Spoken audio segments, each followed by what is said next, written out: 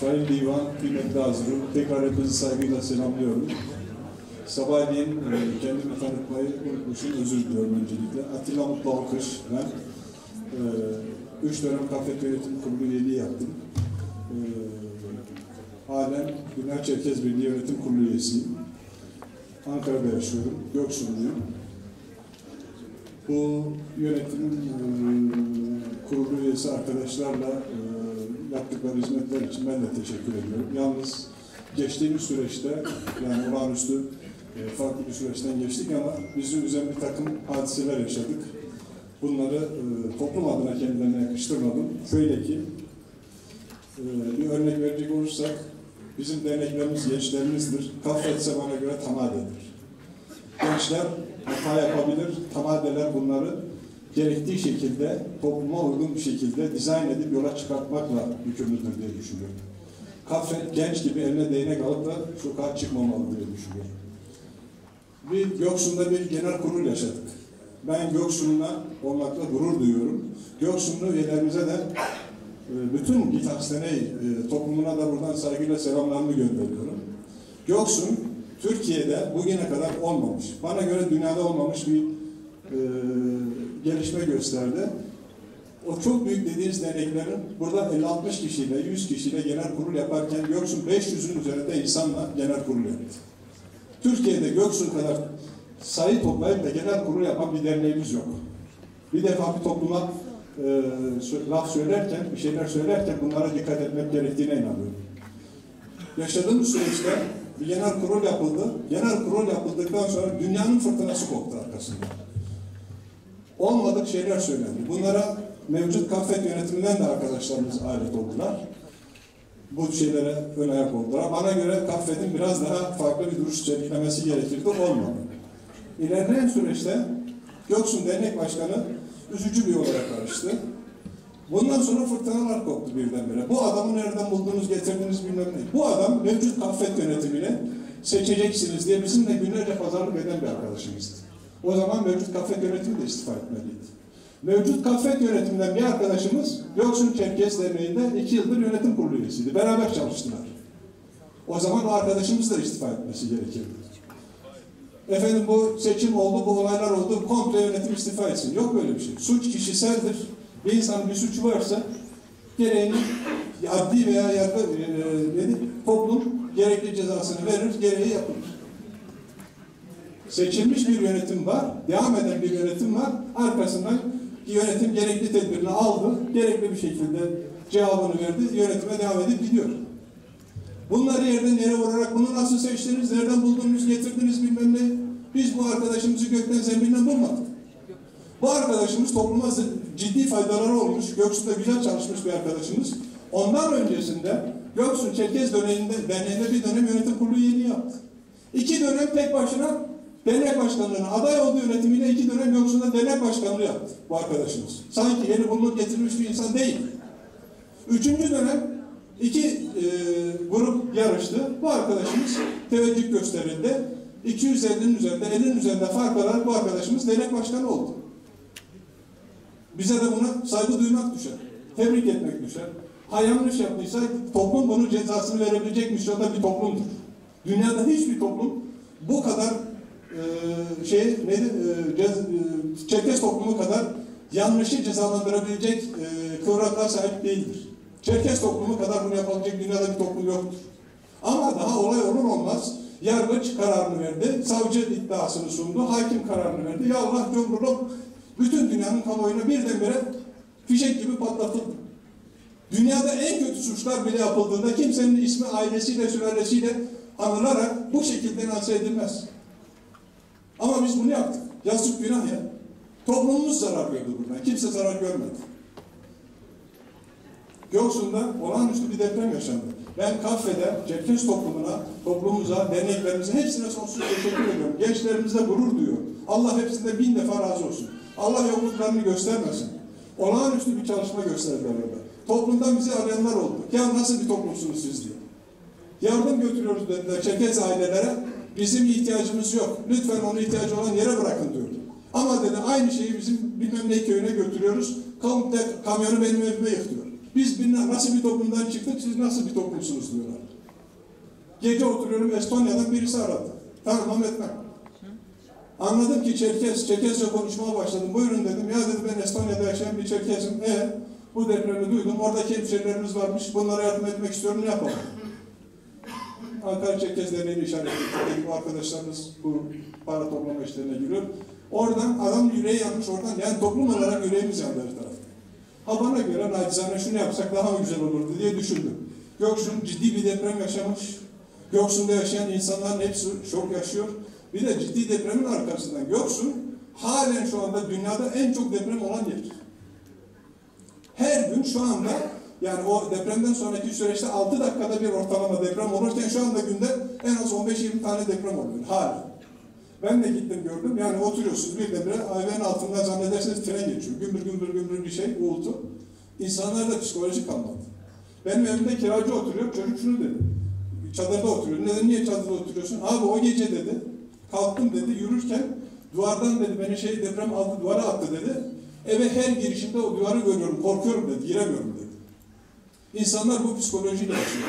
Bence şöyle olsaydı daha mı güzel olurdu diye düşünüyorum. Acaba oradaki dernek başkanları bypass edilip, bypass değil de en azından bu hani devletin yaptığı gibi koordinatör valiler atandı, koordinatör kaymakamlar atandı. Bu şekilde deprem yaşamış yerlerimiz var bizim.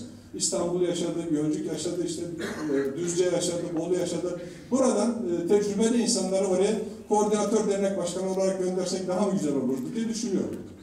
Yani daha farklı olurdu.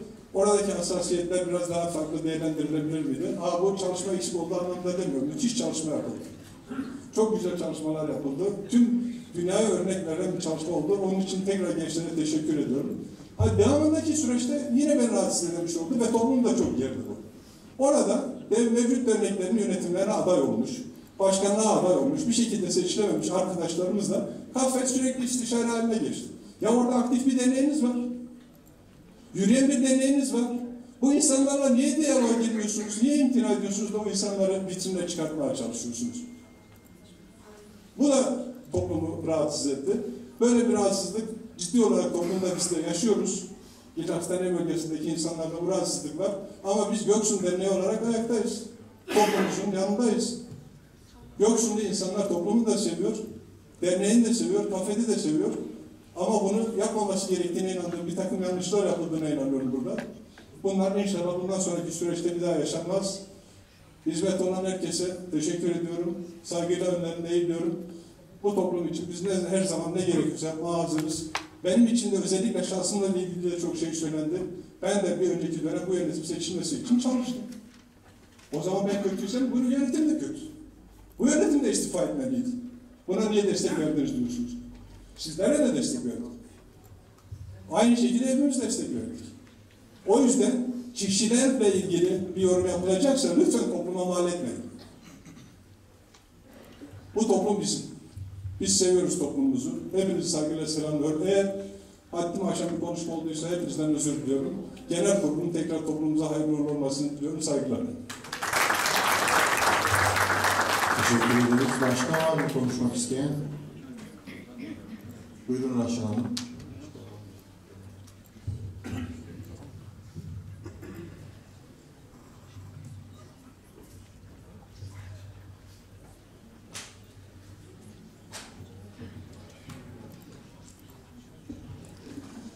Evet, soğuk bir Ankara sabahında buraya bu saatte toplanmış hazırlığı saygıyla selamlıyorum. Ben de Samsun'dan bir uzun otobüs yolculuğu yaptıktan sonra geldim. 2 yıllık bir kafet yönetimi sürecinin sonuna gelmiş ve yeni bir genel kurula girmek üzereyiz. Elbette ki genel kurul istişarelerimiz eleştirilerimizi, olumlu olumsuz gördüklerimizi beyan etmek üzere, dillendirmek üzere bir araya geldiğimiz ortamlar. Diliyorum ifade etmek istediğim şeyleri selamı sabahı kesecek boyuta getirerek değil, bu toplumun çıkarı için yapıcı eleştiriler olarak herkes alır. Yönetimin henüz daha seçime girme arifesinde çok önemsediğim bir takım mottoları vardı. İstişare, ortak akıl, uzlaşma, danışma, dayanışma. Bunlar pratiğe ne kadar yansıdı, ne kadar yansıyamadı uzun uzun tartışılabilir. Bunu çok detaylarıyla ele almak bugünün mevzusu da olmayabilir. Ancak kendimce belli başlı gördüğüm bir takım şeyleri buradan ifade etme yükümlülüğümün bir delege olarak bulunduğuna inanıyorum. Öncelikle sevgili Ümit Başkan'ın da benim sonradan izleme imkanı bulabildiğim bir canlı yayında ifade ettiği üzere DÇB meselesi ciddi manada süreci zehirledi. Bu kadar uzanmalı mıydı? Bunun uzamasına etkenleri de doğru değerlendirerek karar vermek doğru olacaktır. Ortada teknik bir eksiklik vardı. Bu eksikliğin giderilmesi gerekiyordu. Bunu böyle bir eksiklik yokmuş gibi iddia etmek de süreci zehirlemekti. Zinhar zaten içinde olmamalıyız diye bunu manipüle etmek de başka bir zehirdi. Sonrasında süreç bir yere geldi, evrildi, eksiklik tamamlandı. Ben olaya şöyle bakıyorum. Bu benim kişisel fikrim. İçinde yaşadığımız ülkede de topluluklar yıllardır bir takım siyasi mücadeleler veriyorlar. Bunu silahlı mücadeleyle başlattılar. Farklı yerlere evrildi. Hatta statükoyla her türlü diyaloğu hainlik olarak addettiler. Bu bir siyasi tercihti. Sonrasında iş döndü dolaştı, çözüm süreci adı altında statükoyla diyalog kurmaya evrildi. Hatta geçtiğimiz günlerde medyayı da takip edenler bilirler. Artık bu görüşme zeminlerinin daha meşru, kaçak göçek olmaması noktasında düşüncelerini de beyan etmeye kamuoyuna başladılar. DÇB bu noktada bir aparattır. Ben böyle bakıyorum. Eğer siz işgalci Rusya'yla hiçbir şekilde ilişkilenmemek, diyalog kurmamak gerektiğine inanıyorsanız bunun karşılığı silahlı mücadeledir.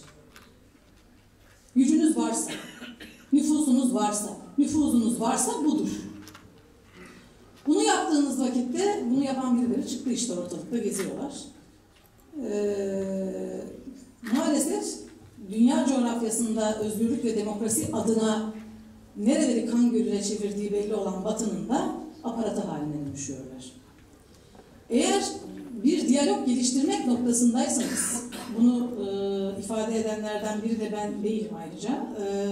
CAFED'in geçen 21 Mayıs ile ilgili yaptığı konferansta konuşmacı olan akademisyenlerden birinin daha dar bir toplantıdaki fikriydi bu. Nedense bunu dillendirenler akademisyen çevreden olunca fikir ayrılığı oluyor. Az çok dünyayı okuyabilen insanlar dillendirdiğinde de sahibinin sesi olarak nitelenen Rus köpeği oluyorlar. Bence bu dili ve jargonu da biraz gözden geçirmekte fayda var.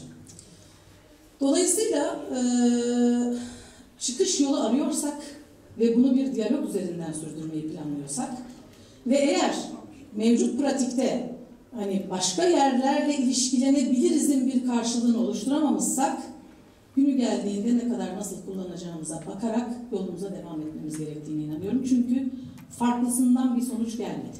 Olmadı yani, çıkmadı bir sonuç. Bundan ne sonuç çıkacak? Zaman gösterecek. Rusya'nın demokratikleşmesinden ümit var mı olacağız? Şu an başka bir alternatif görmüyorum ben. İddiası olan varsa dinlemeye hazırım her zaman. Bu meselenin kurumu haddinden fazla yorduğu ve sonrasında da üyelik sürecinin tamamlandığı bir pratiğe dönüştüğünden sonra zannediyorum gündemden epeyce de düştü. Benim çok önemsediğim konulardan biri 21 Mayıs. 21 Mayıs'la ilgili iki tane konu hakkında bugün ifade etmek istediğim şeyler var. İki dönem 21 Mayıs'la ilgili olarak. Bir karar alındı. Kefken'de böyle bir hani anmanın olmayacağı, bunun kamusal alana taşınması gerektiği. Kefken'e dair bütün hassasiyetlere saygı duymakla birlikte bu kamusal alana taşınma işine ben de sıcak bakanlardan biriyim. Son 21 Mayıs'ta bir anda bir Kefken patladı. Yani Ankara'ya etiketlenmişti herkes. Bir iki gün kala Kayseri ve Eskişehir dernekleri kendi aynı saatlerde ve günlerde kendi etkinliklerini yapacaklarını duyurdular.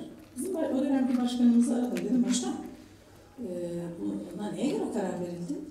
Yani bir kitlesel anma yapılacak. Yine Ankara'da buluşulacak. Böyle duyuruldu. Biz işte insanlara Samsun'da 1000 tane insan soruyor. Neden gününde anma yapmıyorsunuz kardeşim? Niye bir gün önce yapıyorsunuz? Hocam kitlesel anma var. Oraya gideceğiz. Ve sonra baktık ki iş öyle değil. İller kendi başına farklı anmalar organize etmişler. Dedi vallahi yani bu tartışma konusu da olmadı. Bir anda böyle gelişti. Kefkene'de İstanbul derneklerinin, yöre derneklerinin gidebileceği şekilde başkan da bir şeyde bulundu. Ankara ne oldu? Ankara'ya da milletin gitme motivasyonu düştü zaten ondan sonra. Bu şekilde yönetilmemesi gerektiğine inanıyorum. Bunun bir yönetim hatası olduğuna inanıyorum. Madem 21 Mayıs dedik, bir önceki 21 Mayıs'a da gitmek lazım.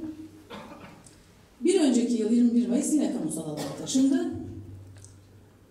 Ve sonrasında bir feryat figan koptu. Bu feryat figan sosyal medyada bir takım videoların servis edildiği, bazı insanlarımızın da neyin ne olduğunu anlamadan tarafgirlik peşine düştüğü bir süreci beraberinde getirdi. Öyle bir tarafgirlik oldu ki bu tarafgirler hiçbir şekilde yönetimin burada kusuru var mıydı, yok muydu, süreç nasıl gelişti sorgulama gereği bile duymadılar. Hiçbir şekilde duymadılar. Emek veren insanların emeklerine mi hakaret edilmedi? Kefken'de yıllarca kumun, tozun, toprağın içerisinde anma programlarına koşuşturan, arkadan gelen insanları bu sürecin içerisine yerleştirmeye çalışan insanların emekleri mi hakir görülmedi? Genç. Bir dakika.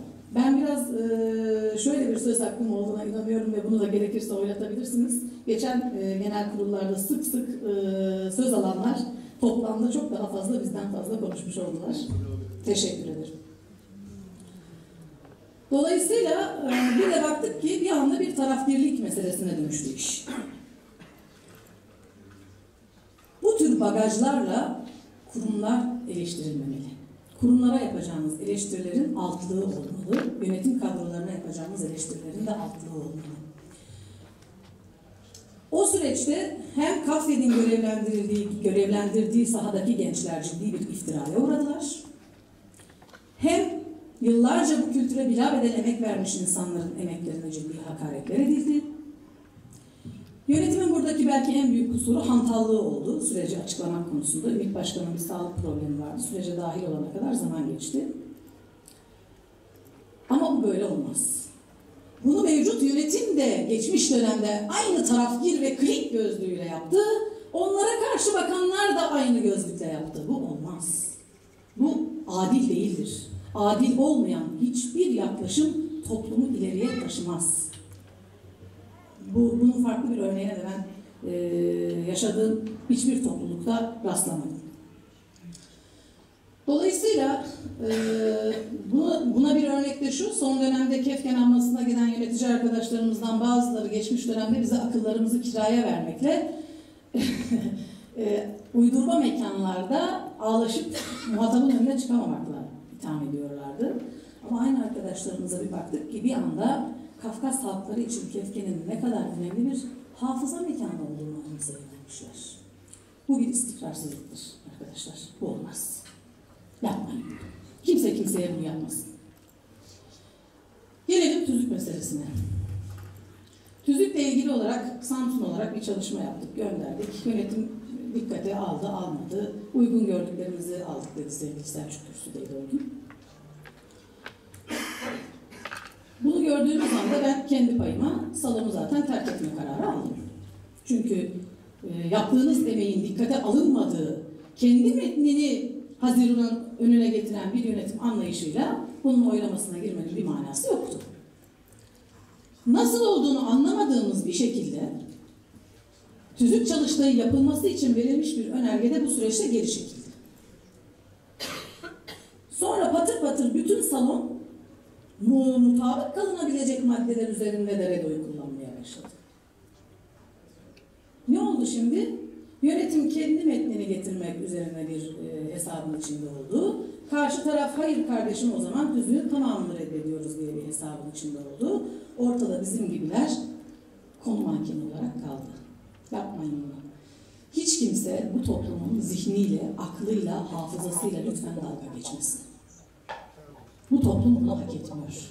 Bu toplum farklı ajandalarla yönetimi hak etmiyor. Şeffaflığı hak ediyor. Objektiviteyi hak ediyor, adaleti hak ediyor. Daha fazla uzamaması açısından dile getirmeyi düşündüğüm farklı hususları da burada bırakmak durumundayım. Mutlaka söz alacak başka insanlar vardır. Bir iki konu daha var. Ama bunlar bize kalmış olsun. Biliyorum bundan sonra oluşacak yönetimlerin herhangi bir ajandayla, herhangi bir bagajla ve herhangi bir ön yargıyla toplumun hiçbir kesimini yargılamadığı, birbirine karşı da kutuplaşmaları ortadan kaldırdığı, bu mevcut yönetimin içinden oluşacak yönetimin içinden bugün görevi teslim edecek, yarın teslim edecek olan yönetime karşı bu tür kutuplaşmalarla yönetilmesin. Bu toplumun artık belki de ileride 3. Dünya Savaşı'nın patlayacağı, çok farklı dünya gündemlerinin olacağı bir ortamda inanın buna tahammülü kalmadı. Teşekkür ederim.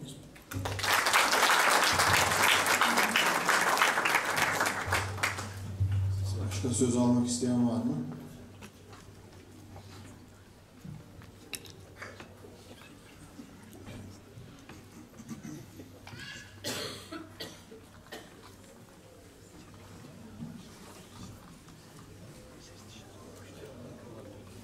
Yusuf Bey buyurun.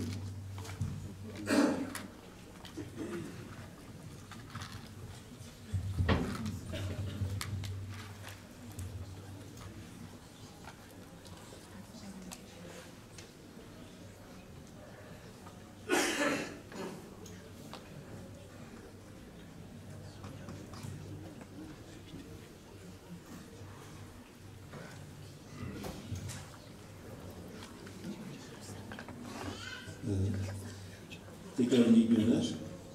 Ben Muhammed Hoca'nın konuşmasının arkasından söz alayım diyordum ama sonra diğer konuşmayanların da vaktini kısıtlamayayım diye söz almamıştım.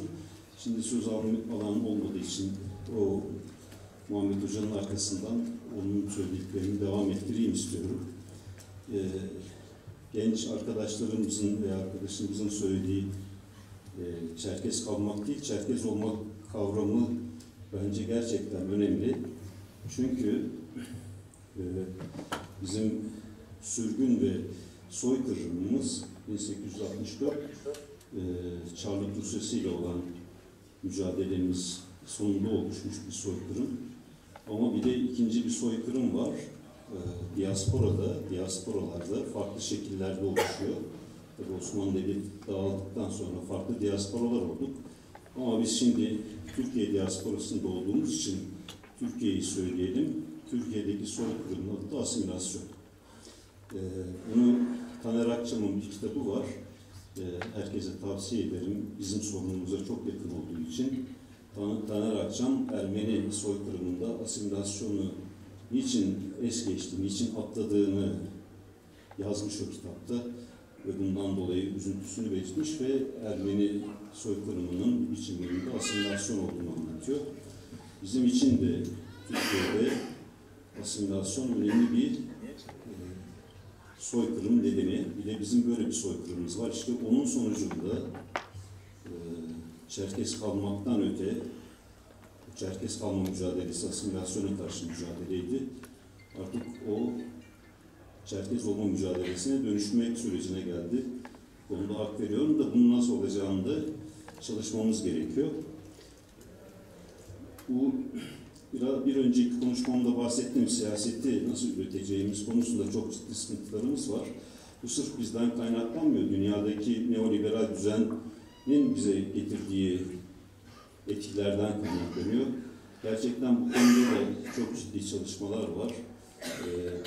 Bizim onları değerlendirip kendi toplumumuza uyarlamamız lazım. Bu konuda çok geride kaldığımızı düşünüyorum. Yani bizim hem akademik çevremizi, hem toplum içindeki siyasi önderlerimizi, hem kurumlarımızı bu konuda teşvik etmemiz ve koordine etmemiz gerekiyor. Bu da KAFFET'e düşen görevlerden biri. Bu İstanbul'daki konferansta Levent Hoca anayasayla ilgili konuştu. Orada çok net bir kere daha zaten herhalde biliyoruz ama o bir de hukuki dille de anlattı. Türkiye Cumhuriyeti Anayasası'yla biz aslında yokuz. Çerkes halkı da yok. Böyle bir halk zaten tanınmıyor. Ve bu da var olma mücadelemizin en önemli ayaklarından birisi.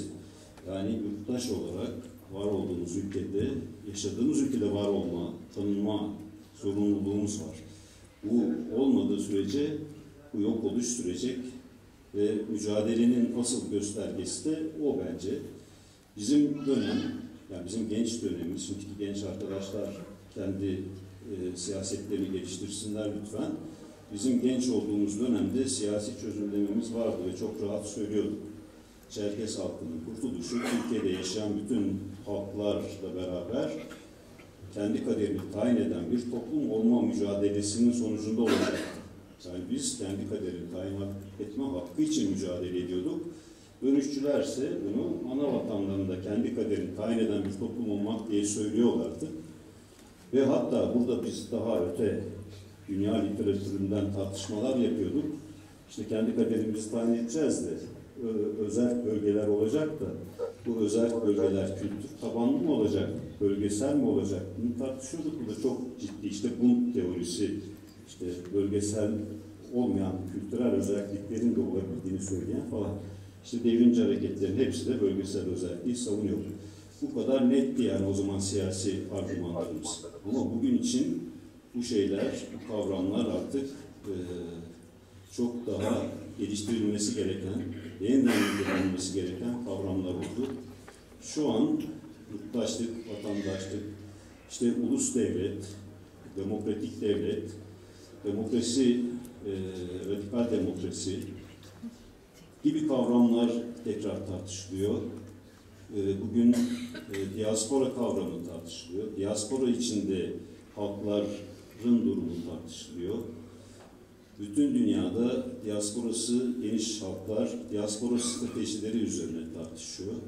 Yani hem var olan diasporalarıyla ana vatan arasındaki ilişkilerin nasıl geliştirilebileceği, var olan diasporaların artık bir problem değil, ana vatana bir güç katacağı ve onların ana vatana dönme hakları gibi kavramlar tartışılıyor. Bizim bu konuda da politikalar geliştirmemiz gerektiğini düşünüyorum. Yani 2023'e uygun siyasi söylemlerimizi tam oluşturamadığımızı düşünüyorum. Şu tartışmaların, şu an içinde olduğumuz tartışmalar elbette kıymetli, onlar da gereksiz değil. Gerekli olduğu için tartışıyoruz ama Çerkez olma süreçlerini nasıl sağlayacağımızı görüşmemiz gerekir. Bunun için de Kaffet aslında yeterli bir organizasyon değil. Ancak öncülük edebilecek veya yol gösterebilecek bir organizasyon. Bizim Çerkez toplumu olarak kendimizi yeniden üreteceğimiz mekanizmaların olması gerekir.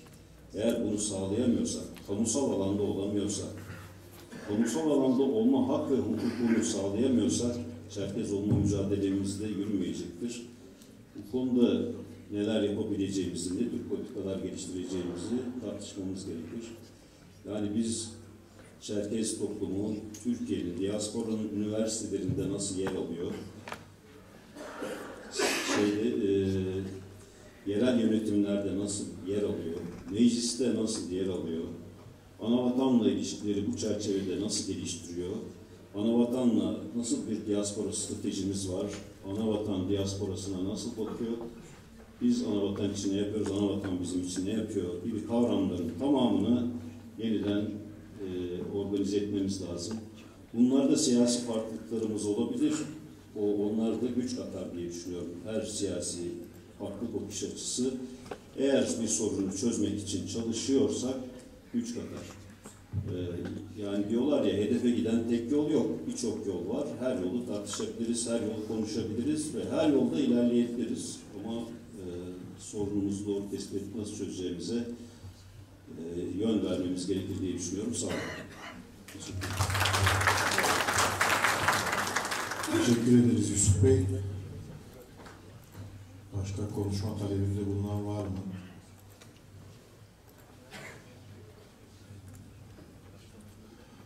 Henüz yokken ben moderasyonla ilgili... Tamam. Elif gelirken moderasyonla ilgili bir bilgi vereyim.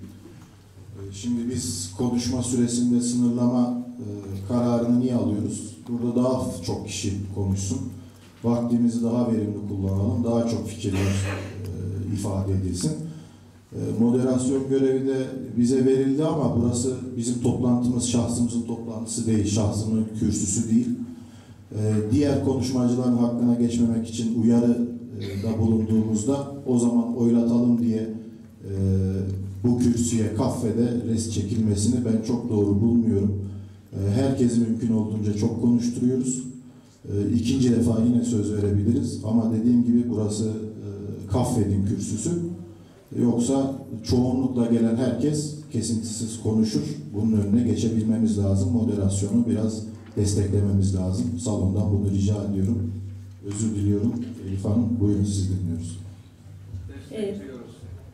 Herkese merhaba. Acuk Elif Sarıhan. Fatih Bozkurt ve Atilla Mutlu Alkış'ın konuşmaları üzerine kendimi mecbur hissettiğim için şu an kürsüdeyim. Göksun Derneği seçimleri özelinde ve eski başkanı diye adlandıracağımız kişi üzerinden konuşmalar yapılıyor. Şu an yargıya taşınmış bir olay var. Bırakalım yargı karar versin bunun hakkında. Kimse burada bugün ve yarın özelinde aklama çalışmalarına girmesin. Bu en çok bizi yaralar. O yüzden yargıya taşınmış bir olayın kendi kişisel görüşlerinizle aklanma çalışmasını bu kürsü üzerinden yapmanızı doğru bulmadığımı ifade etmek istiyorum. Teşekkür ederim.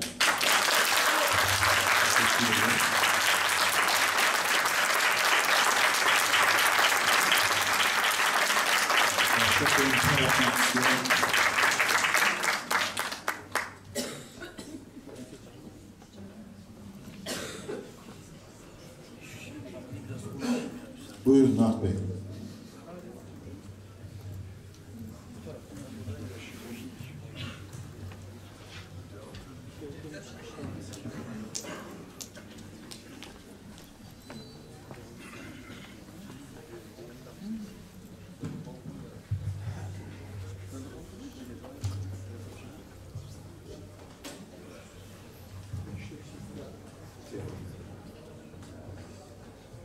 Nart Yüksel. Şimdi çok önemli olduğunu düşündüğüm bir sorunumuz var. Ama toplum olarak bu sorunun etrafını dönüp dolaşıp hiç kendisiyle ilgili net bir ne çalışma yapıyoruz ne de üzerine konuşuyoruz açıkçası. Şimdi Çerkes olmak, Çerkes kalmak, işte şurada yazıyor bak, Çerkezce TV ve radyo yayınları. Şimdi bizim şurada 4 tane bayrak var. Bizim kökenlerimizin ana vatandaki karşılığı olan devletlerin bayrakları. Bu Çerkes kelimesini çok kullanıyoruz. Ama hiçbir şekilde bunu biz daha kendimize bile dürüstçe tanımını yapamıyoruz. Şimdi bu hemen hadi diye yapılacak bir şey değil çünkü birden fazla anlam yüklenmiş durumda Çerkes kelimesine. Benim yaşadığım yörede Çerkes'ten başka bir şey anlaşılıyor. Bir süredir de Çerkes eşittir sadece Adige şeklinde bir algı oturtulmaya çalışıyor bazı çevrelerce. O yüzden biz Çerkes olmak, Çerkes kalmakta bunlar çalışılması gereken şeyler elbette. Çerkesçe hangi dilse o işte Adigece mi? Kendi dilimizde de yayınlar yapılmalı ama bizim burada asıl tüzük çalışmasında çok eleştirildi. Yapmaya çalıştığımız şey birazcık somutlaştırabilmek. Yani bunun az önce de söyledim, bunun bir metresi yok, bunun bir terazisi yok. Çerkes şudur, herkes kendine göre tanımlayabilir ama net olarak şunu söylemem gerekir. O gün Hafet kurulduğunda tüzüğe bu şekilde yazılması gerekiyor, olabilir. Ama buraya sadece şunu söylemek için çıktım. Ya ben Kafkaslı değilim. Yani ben Adigeyim, Abazayım, Tekenim, işte Hasetinim. Ama Kafkaslı değil. Şimdi bizim bir kere kim olduğumuzu söylediğim gibi, yani bu çok kolay bir şey değil. Bu hemen hadi burada bir tanım yazalım çok mümkün değil ama bundan artık kaçmamamız lazım. Bizim önce kim olduğumuzu tanımlamamız lazım. Tüzük kurultayında amaç maddesiyle yapılmaya çalışan şey buydu. Kim olduğumuzu ortaya koymakla ilgili bir tanım çalışması yapılmıştı. Kafkaslı olmadığımızı kendimize bir itiraf edelim. Ondan sonra bir şeyler olacak olur. Yoksa burada gelir gider konuşur. Dağılırız, çok da uzun sürmeyecek. Çünkü art gelenlerin önüne set konuldukça bu toplumun çok kimlikle ilgili bilinci olmayan kişilerce bu sivil toplum kuruluşlarının yönetilmesi de mümkün değil. Bu anlamda bu kültürün, bu kimliğin Türkiye'de çok devamı olmayacak. Tekrar o cümleyi söyleyerek izin istiyorum. Ben Kafkaslı değilim. Teşekkür ederiz. Buyurun Ahşan Hanım. Başka söz isteyen var mı? Yok.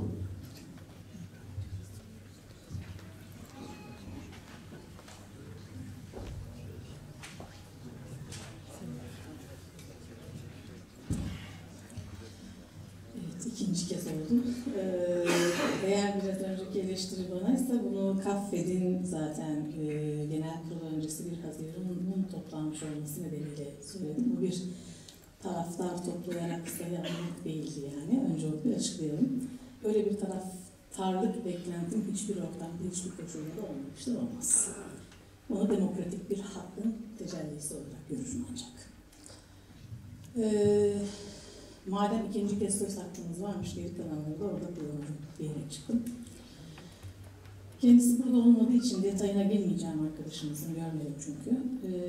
Ancak şu kadar bir özetle ifade etmek isterim ki, bu toplumun genel başkan yardımcılığı pozisyonlarında bulunanların kendine münhasır yakın çevrelerinde aldıkları kararlarla bir anda istifa kararı vererek siyasete girmelerini doğru bulmuyorum. Gidenler çünkü ceplerinde kurumda götürüyorlar. Bunu herhangi bir siyasi partiye geçerek yapabilirler. Bunu bağımsız vekil adaylığı süreciyle dizayn edebilirler. Ancak bir kurumun genel başkan yardımcısı, hatta yönetim kurulu üyeliği bu pozisyondan eğer bir farklı yolculuğa çıkılacaksa bunu kapalı kapılar ardında alınan kararları bileşenlere haber vererek değil, başkanlar kuruluna varana kadar herkesle istişare ederek yapmaları gerektiğine inanıyorum. Zira bu bir emsal olacaktır aynı zamanda. Bunun metotları emsal teşkil edecektir. Kaldı ki girilen seçim satımında da apolitik bir toplum yapımızın olduğu düşünüldüğünde geliştireceğiniz söylemler bile çok önemlidir. Orada en ufak bir hataya da mahal yoktur. Bu eleştirileri getirirken ben de aday olan arkadaşımıza çorbada tuzumuz bulunsun bağlamında kendimizce katkı koyan insanlardan biriyim. Ama bu bir eleştiri getirme hakkımı ortadan elbette ki kaldırmaz. Keşke de başarılı bir sonuca ulaşabilseydi. Ama Türkiye'de Çerkesleri temsil eden bir siyasi partiyiz diye ortaya çıkanlardan da farklı metotlarla bu sürecin gelişmesi gerekir. Benim şahsen bu yapılanmaları getirdiğim en önemli eleştirilerden biri bugüne kadar toplumla istişare etmeden toplumun önüne kendini getirmek, koymak, büyük katılımlarla buna bir yol haritası çizememek ve toplumu ben temsil edeceğim diye geniş kitlelerin ondan sonra kendini kabul etmesini beklemektir. Bununla benzeşen yöntemler biz yaptığımızda hak, başkası yaptığında yasak durumu olmaz, yani böyle bir şey olmaz. Ve böyle algılanmasına sebebiyet vermemek gerekir diye düşünüyorum. Çerkes meselesi ve tüzükte bununla ilgili değişiklikle bir önceki konuşmacı arkadaşımıza sonuna kadar katılıyorum. Bunun kesinlikle netleşmesi farzdır. Ama yıllarca bu kürsüye denk geldiğimiz, her zaman dillendirdiğimiz gibi siyasi bir takım tercihlerin sosyolojik kabullere dayatılmasını, Çerkes'i sadece tek bir yere özgülemeyi ve bunu da herkesin metazorik olarak kabul etmesini beklemenin de doğru olmadığına yönelik. Bırakalım toplum kendi dengeleri içerisinde buna karar versin. Bu Türkiye'deki Çerkes yapılanmaları, Kuzey Kafkasya halklarının yapılanmaları için de geçerlidir. Kafkasya'da insanların tercihlerini bizler buradan nasıl belirlemeye kalkmıyorsak, orada da gerek devlet yöneticilerinin, gerek sivil toplum yöneticilerinin bize de buradan nasıl örgütlenmemiz gerektiğini salık vermemeleri gerektiğine inanıyorum. Burası bizim ve biz burada aynı kamu kaynaklarını, aynı yerel kaynakları illerde tüketiyoruz. Bu İstanbul için, Ankara için çok önemli olmayabilir. Metropollerde bu çok sorun da yaratmayabilir. Ama yerelde bu iş öyle yürümüyor maalesef. Bin bir tane sorunu beraberinde getiriyor ve ortada sadece kocaman bir hiç kalıyor. O yüzden bunun sebeplerini, sonuçlarını, topluma kazandıracaklarını ve kaybettireceklerini iyi tahlil etmek örgütlenme modeli açısından, ama her halükarda mutlak surette bu Kafkaslılık tanımının yerini gerçekçi, reel tanımlara değiştirmek gerektiğine ben de yürekten inanıyorum. Teşekkür ederim.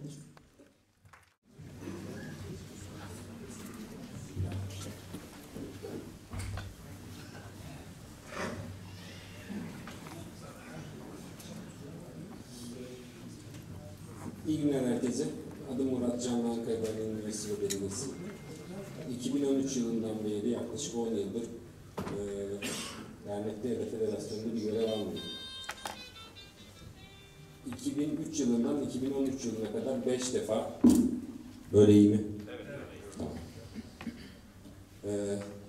2003 yılından 2013 yılına kadar 5 defa birkaç değişiklik önerisi getirdim. Bunun için biraz çaba gösterdim. Tek başıma değildim. Benim dışında öneren insanlar vardı. Bir tanesi cinsiyet kotasıydı. İkincisi gençlik yapılanmasıydı. Bir tanesi seçilme, delegasyon, delege sayısı belirleme sistemi, delegelerin seçim sisteminin değiştirilmesiydi. Bir tanesi de federasyonun yönetim ve karar mekanizmalarının güncellenmesiydi. İşte Başkanlar Kurulu'nun aktivasyonu, bir federasyon meclisi oluşturulması gibi. Ben kendi doğrularımı 5 defa savundum. 5'inde de kabul görmedi. Ben de 2013'te bıraktım.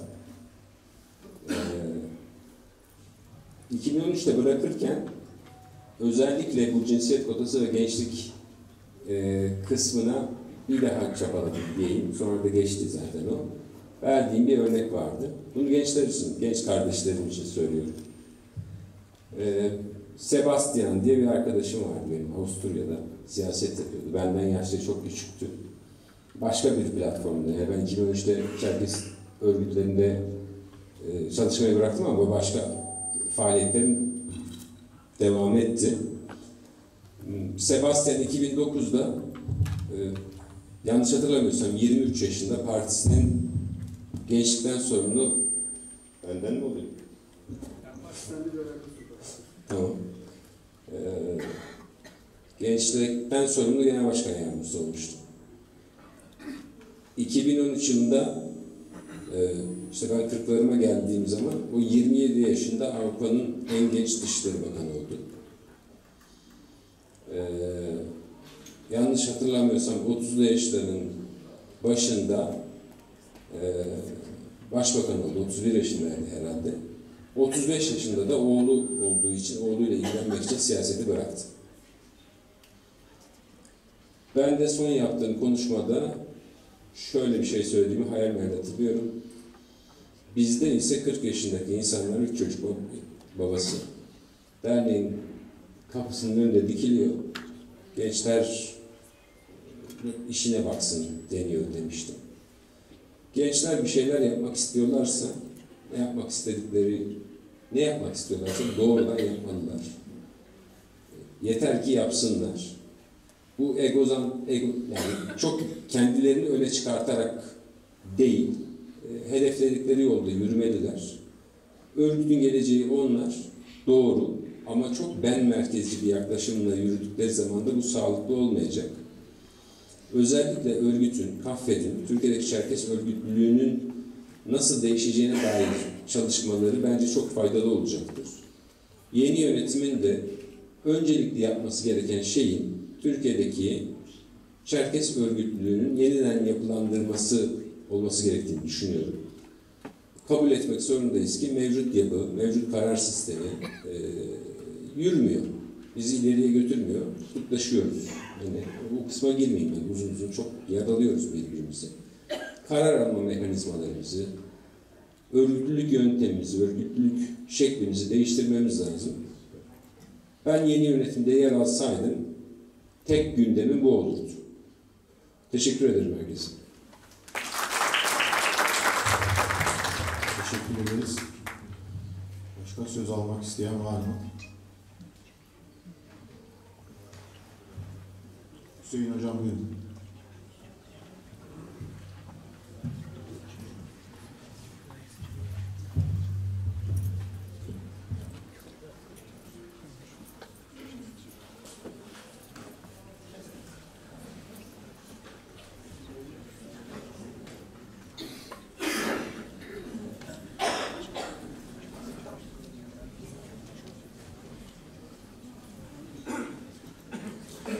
Hepinizi saygıyla selamlıyorum. Meydanı boş buldum, baktım kimse konuşmuyor. 68'den itibaren Dernek Çorum'dayım. 55 mi oldu, 54 mi oldu? İlk devam ediyor. Bundan önceki TÜZÜK çalıştayında, kongresinde, kurultayında her neyse giderken çok üzüntülü gittim. Girmem dedim bu derneğe bir daha. Gençlerin önünü açmak lazım dedim. Fakat jübilemeyi konuşarak yapayım diye bugüne bıraktım. Şimdi bir tarafta gençlerimiz var. 2014 yılı, 150. yıl. Orayı izlediğimizde öbür ulustaki Sıhhiye'deki Türk iş bloklarında izlediğimde böyle cevval, pırıl pırıl akademisyen gençler gördük. Muhittin abiye de paslaştık, dedik ya gençler gümbür gümbür geliyor. Geliyorlar. 10 yıl daha geçti. Ben böyle zor çıktım, ne işim var ya artık yeter falan diyenler de oluyorsa da doğru söylüyor. 72 yaşındayım. Bizim önümü tıkadığımız gençler de yetiştiler bize. 40 dediler, 50 dediler. Öyle geliyorlar peşimizden ve hala önlerini tıkıyoruz. Gençler, onları biz büyüttük, onları biz doğurduk. Bizim gençlerimiz, burada Selçuk var, Süleyman abinin kızı vardı, Çalıştay oldu, TÜZÜK Çalıştayı oldu. Hala o TÜZÜK bir şekilde ilerlemiyor. Gençlerin önü tıkalı. Bu beni çok üzdü. Net gördüm. Şimdi öbür tarafa dönüyorum. Öbür tarafta köyden kente indik. Herhalde ben ilk inmediysem de ilk doğanlardan mıyım bilmiyorum. Yaşlı gençlerin karşısındaki safı da bir tarif etmek istiyorum. Köyden kente indiler. Aile oldular. Finans ettiler. Kendilerini finans ettiler. Çocuklarını finans ettiler. Ailelerini finans ettiler. Dernekleri finans ettiler. Dünya Çerkez Birliği, diaspora, anavatan ilişkilerin içinde bulundular. Yani bütün süreç ellerinde olan bir büyük kesim, tamade kesimimiz var, yaşlı kesimimiz var. Sımsıkı tutuyor da ellerini biraz çözemiyoruz gibi. Şimdi bu, biz düğmeyi ta baştan ters ilikledik herhalde. Yürümüyor. Yürümediğini herkes biliyor. Gerilim oluyor, stres oluyor, enerji birikiyor. Bu çatının altından bir sürü yeni yapılanmalar çıktı. Çıkacağına benziyor. Gençlere kulak kabartıyorum. Bir kısmı diyor ki, tövbe, biz bu çatının altına girmeyiz bir daha. Kendi işimize bakarız diyen bir grup var. Yeni oluşumlarda görev alacağız, yeni atılımlar yapacağız diyen gençler de gördüm. Yürümüyor, yürümeyecek. Şimdi yaşlılar için, büyükler için söylüyorum. Elinde delege kartımız var ve bu tamadeyiz. Aktif olarak işin içinde yer alıyoruz. Hata yaptığımız zaman da pardon. O pardon olmuyor. Hata yapmamız gerekiyor. Büyüklerin hata yapmamaları gerekiyor. Şimdi ben fazla uzatmayayım da ne demek istiyorum? Bu yapı düzgün değil. Şimdi Apazya'nın Aksaçlılar Meclisi var. O zaman TC'nin işte kiracı ev sahibi anlaşmazlığını giderecek uzlaşmacılar var herhalde. Efendim şeyde var, maliyede uzlaştırıcılar var. Efendim adını getirin, ombudsmanlar var. Demek ki devlet de olunsa birilerinin, tecrübeli olanların, yaşlı olan, aklı başında olanların yeri var. Ben gençler kabul görürse yarın gençler böyle bir dilek temennilerden olur. Bir şey yazsınlar, biz de imza atayım. Geçerli kabul görürseniz. Şimdi yaşlıları Aksaçlılar Meclisi, Hamadeler Meclisi, Heyaşe, Hukuk Meclisi gibi olgunlaşması gerekiyor. Sahayı da gençlere de devretmemiz gerekiyor. Gençler gerçekten gümbürler ve geldiler yani. Onlar 50 dediler, 60'a doğru geliyorlar. Onların önünü açmak lazım. Yeni yönetime, hayırlı olsun diyorum, yeni yönetim bir komisyon oluşturur da önümüzdeki 2-3 yıl içinde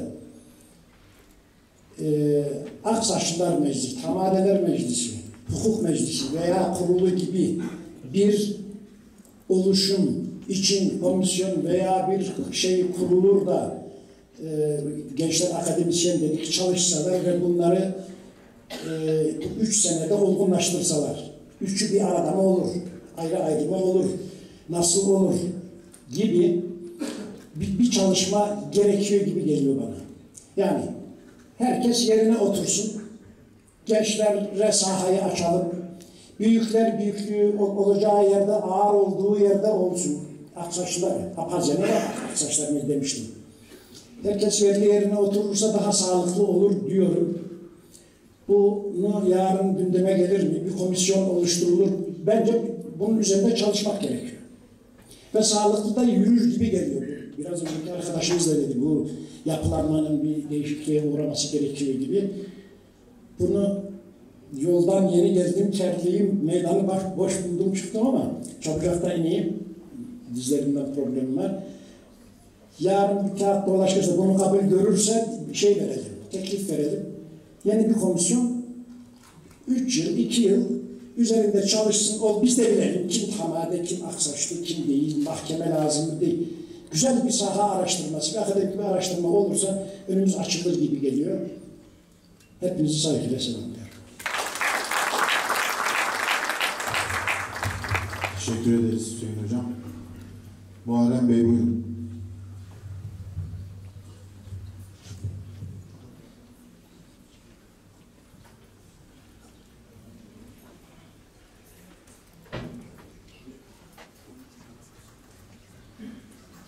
Neredeydim ben?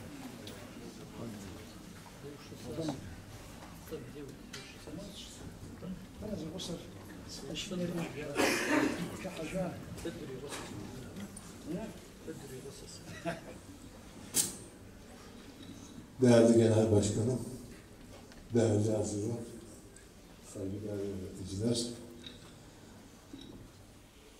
başlangıcından itibaren hatiplerin şeylerine tamamen hakim olamamakla birlikte katıldığım andan itibaren özellikle tüzel kişiliğimize haiz yapımızla ilgili farklı noktalara odaklandığımızı düşünüyorum. Her şeyden önce birilerine cevap vermek ya da farklı bir noktaya taşımak adına değil ama bu örgütlülüğümüzü farklı noktalarda, sabit bir noktada eleştiriye tabi tutarak yanlışa sürüklendiğimizin farkındayım. Şimdi Kafkasya bölgesinde Kafkaslı değilim diyen arkadaşa cevap olsun diye demiyorum. Yanlış anlama arkadaşlar. Tamam mı? Bizim Kafkasya'da bulunan ana vatanlarımızdan kültürel ögelerimiz açısından bütün mahalle oyunlarımızı hep birlikte oynuyoruz. Kabardey'de Çeçen de oynandığını düşünüyorum. Öyledir herhalde. Apsuva Koşar'a da oynandığını düşünüyorum. Hepimiz Çerkeska giyiyoruz ama adını farklı farklı dillerde telaffuz ediyoruz. Hepimiz Kabze'ye uygun davranıyoruz. Ona Alayfa diyoruz Abazaça'da. Ya da Adigara dendiği anlamda da oluyor. Tahminime göre farklı farklı halklardanız ama coğrafya, kültürün oluştuğu kimliğin önemli bir parçasıdır. Eğer bir tek kimlik adı altında kendini tanımlayamayan topluluklar varsa ve buna itirazı olan bir kişi dahi varsa bizim bu isme sadık kalmamız ve saygı duymamız gerekiyor. Bir kişinin itirazı dahi varsa. İkinci husus, beklentiler anlamında ben bu örgütün, hatta derneklerimizin toplum adına karar verici yapısı olduğu düşüncesini kabul etmiyorum. Bir itirazı olarak koyduğumu da düşünülmesini istemem. Biz toplumda karar verici unsurların genel sekreteryasını oluşturduğumuzun bilinciyle hareket etmemiz gerekiyor. Toplumun kendine özgü dinamikleri ve karar mekanizmaları var arkadaşlar. Büyükler var, aydınları var, sanatçıları var ve onlar her zaman burada kendilerini tanımlamak ve bu örgütte üye olmak konumunda da zorunda da değiller. Ama bu onları yok saymamız gerektiği anlamına da gelmez. Bizim örgütsel anlamda toplumun dinamiğini harekete geçiren, sağlıklı işleyen, kabzesini geliştiren, belirli bir noktaya taşıyan kararlarını hızlı olarak birbiriyle entegrasyon içine sokacağımız ciddi bir yapı kurmamız gerekiyor. Bizim insanları konuşturmamız gerekiyor. Bizim insanlara kendi fikrimizi dikte etmemiz doğru bir davranış biçimi gibi gelmiyor bana. Çünkü bu genel kurula gelemeyen büyüklerimiz de var bizim. Yaşlılarımız da var. Bilge insanlarımız da var. Yani onlar bu toplum ve bu gelecek hakkında bir fikirleri yok mu? Var. Gençlerimiz de var. Gençlerimiz de yaş ortalamasına bağlı olarak zaman zaman kendilerini bu kürsüde ifade etmekten sıkılıyor ve utanıyor da olabilirler. Farklı bir model öngörüsüyle eğer bir sorunu sürekli aynı noktada tartışır hale gelirsek çıkmaz sokaktayız gibi hissediyoruz. Ben yanlışlığın burada olduğunu düşünüyorum. Elimizde ciddi donanım sahibi olmuş ve yaklaşık herhalde çeyrek asra da yaklaşıyoruz. Hiç de fena bir deneyime sahip değil. Konuya daha farklı noktadan, kimliklere çok fazla takılmadan, bizim kimliğe niye takılmamız gerekiyor biliyor musunuz? Muhammed Bey söylemişti ya, o genç arkadaş. Çerkez kalmak, Çerkez olmak sözü üzerinden gitmek açısından diyorum. Çerkez olmak yeniden bir kimlik inşa etmenin iddiasıdır zaten. Evet, bu tür yapılar bu iddiaları ortaya koyacak, o gençleri ortaya çıkarmak zorundadır. Ben konuya buradan bakıyorum. Hepinize teşekkür ediyorum. Sağ olun. Teşekkür ederiz Muharrem Bey. Başka söz isteyen var mı diye tekrar. Buyurun. Talha.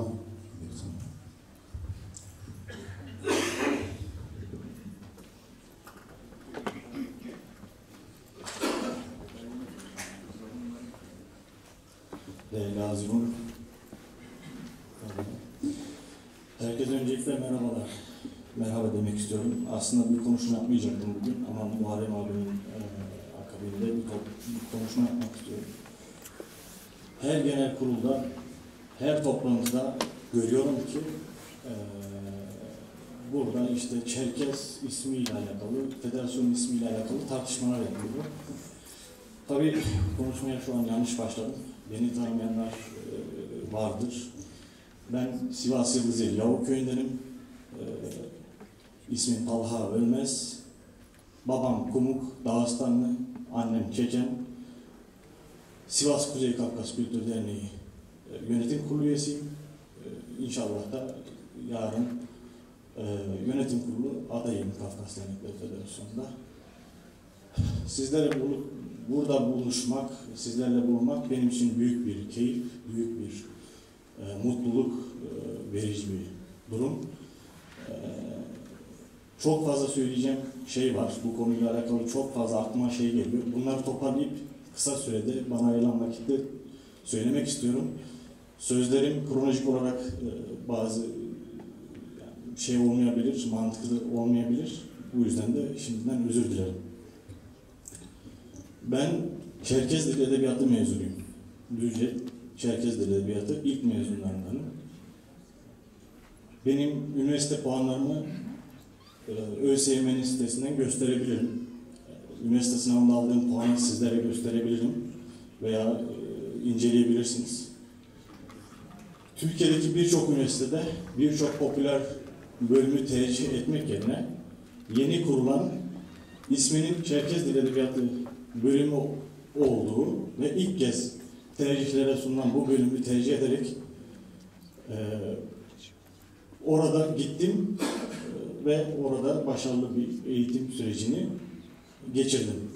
Buradaki benim düşüncem, beni oraya gitmeye, o bölümü yazmaya sarf eden düşünce şuydu. Çerkez Dili Edebiyatı Türkiye'de çok zor edinilen bir hak. Çerkezlerin bugüne kadar Cumhuriyet tarihinde aldığı en büyük hak ve en büyük devlet tarafından verilen onlara bir hakkı, yani en büyük hakkı Çerkez dili olana kadar belki. Ben şunu düşündüm ve düşündüğümde de doğruymuşum. Eğer ben burayı yazmazsam belki de hiç öğrenci yazmayacak. Çünkü reklam iyi yapılmamıştı, bazı sıkıntılar vardı. Reklam iyi yapılmayacak ve bölüm belki de kimse tercih etmeyecek diye ben o mottoyla yazdım. Ve gerçekten de Çerkez sayısının, adliye sayısının çok düşük olduğunu, bölümde Kürtler, Türkler, başka etnik unsurların daha yüksek olduğunu ve bunun her seferinde yüzümüze çarpıldığını ben gördüm.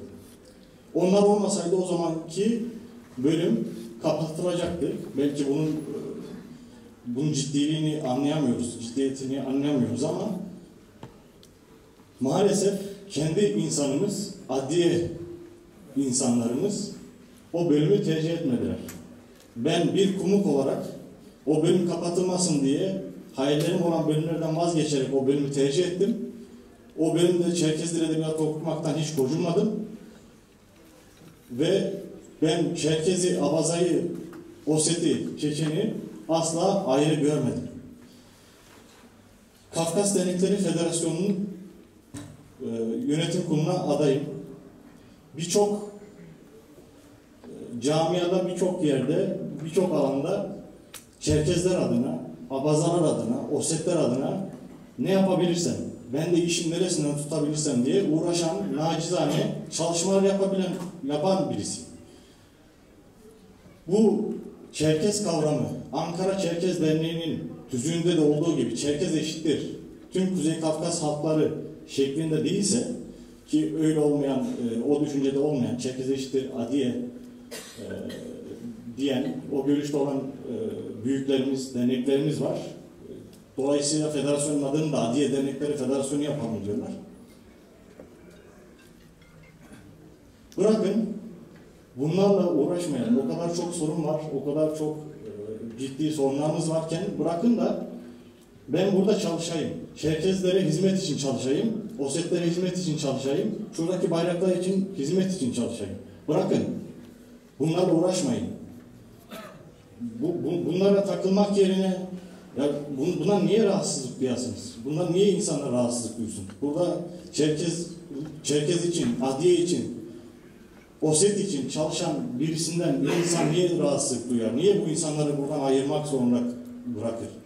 Bir de Kafkas ismi gibi daha genele, daha çoğuna hitap eden bir isim varken daha da küçülerek Adiye, OSET diye niye bunu bölmek zorundayız? Niye böyle bir düşüncemiz var? Bunu anlamakta gerçekten zorluk çekiyorum.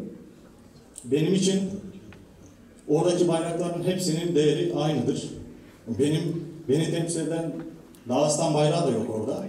Ama ben oradaki bayraklar için, o ülkeler için, oradaki insanların kültürü, oradaki insanların yaşaması için her şeyimi verebilecek bir insanım.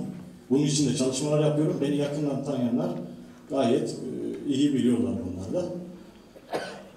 Yarın bir gün bir deprem yaşadık. Hepimiz koştuk. Ayırt etmeden koştuk. Yarın bir gün Apazya'da olduğu gibi bölgelerimizde bir sıkıntı olduğunda, bir savaş olduğunda ya da herhangi başka bir sıkıntı olduğunda yine hep birlikte koşacağız. Apazya'da ölenler, Apazya'da şehit olanlar sadece Abazalar değildi. Adiyeler de vardı, Çeçenler de vardı, Osetler de vardı. Çeçenistan'da ölenler de sadece Çeçen değildi. Lütfen bu kısır tartışmalardan vazgeçelim. Çok fazla dediğim gibi anlatmak, örnek vermek istediğim şey var. Kafamda zor toparlıyorum kısa olsun diye. Hepinize teşekkür ederim. İnşallah sürçülisan etmemişimdir. Meramım anlaşılmıştır inşallah. Teşekkür ederim. Çok teşekkür ederiz. Hüsran Geleokan söz istedi. Buyurun.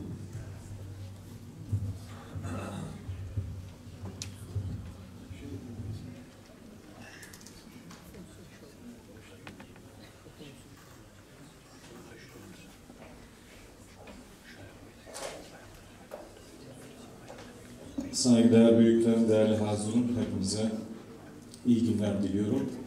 Hayırlı bir genel kurul olmasını diliyorum. Ben de bugün söz almamak isteyenlerden ya da bugün söz almayı düşünmeyenlerden biri olarak gene söz almak durumunda kaldım. Sebebini de söyleyeyim, yaklaşık 4 saat oldu. Şöyle bir hisse kapıldım.